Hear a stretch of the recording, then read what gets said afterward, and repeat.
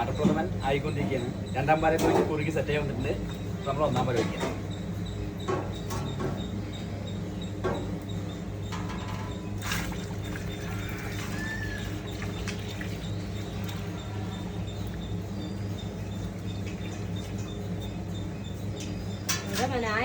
ആവണമ്മ പായസം ആവണം. അടപ്രഥമൻ ഗോതമ്പ് പായസമായി. അതാവും അടപ്രഥമൻ. ചോറക്കതായി.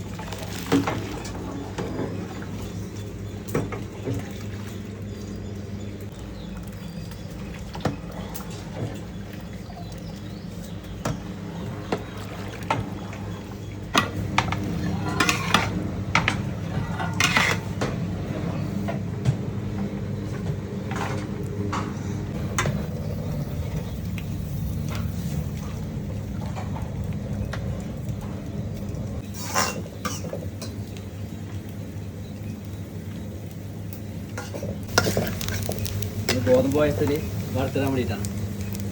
ഗോതമ്പ് പായസത്തിൽ അപ്പോൾ തേങ്ങ കൊത്ത് കടിക്കുമ്പോൾ സംഭവം അടിപൊളിയാവും.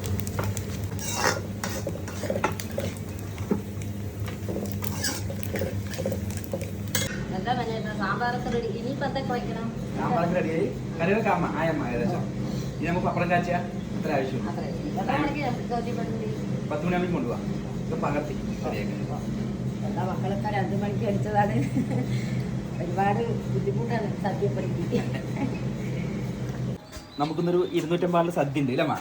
സദ്യ ഉണ്ട്. അപ്പം അതിന് നമുക്കൊരു 7 തരം കറികളുണ്ട്, 2 തരം പായസമാണ്.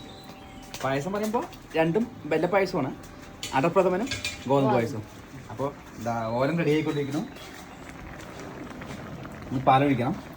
പിന്നെ അവിയൽ, കൂട്ടുകറി, തോരൻ, ഇഞ്ചി, മാങ്ങച്ചാർ എല്ലാം റെഡിയായി. സാമ്പാർ, രസം, മോരെല്ലാം റെഡിയായി.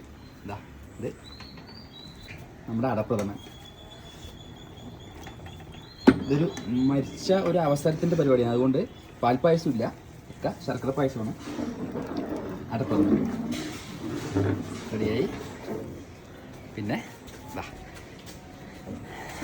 നമ്മുടെ ഗോതമ്പ് പായസം ഒക്കെ റെഡിയായിരിക്കുന്നത്. ബെല്ലമൊക്കെ നല്ല ക്ലിയർ ആണ്. നല്ല ബെല്ലമാണ്. അതുകൊണ്ട് പായസം കാണാൻ തന്നെ ഒരു ചന്തമുണ്ട്. അപ്പോൾ പായസത്തിന്റെ പരിപാടി കഴിഞ്ഞ് നമുക്കിനി പാത്രത്തിൽ പകർത്തിയിട്ട് കൊണ്ടുപോയി കൊടുക്കാം അല്ലേ? പപ്പടവും കാച്ചണം.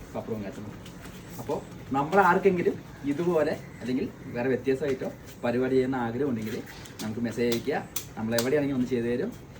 അപ്പോൾ ഇന്നത്തെ വിശേഷത്തെ ഇത്രയൊക്കെ ഉള്ളൂ. അപ്പോൾ വീണ്ടും ഒരു പുതിയ വീഡിയോയിൽ വരാം. അപ്പോൾ എല്ലാവർക്കും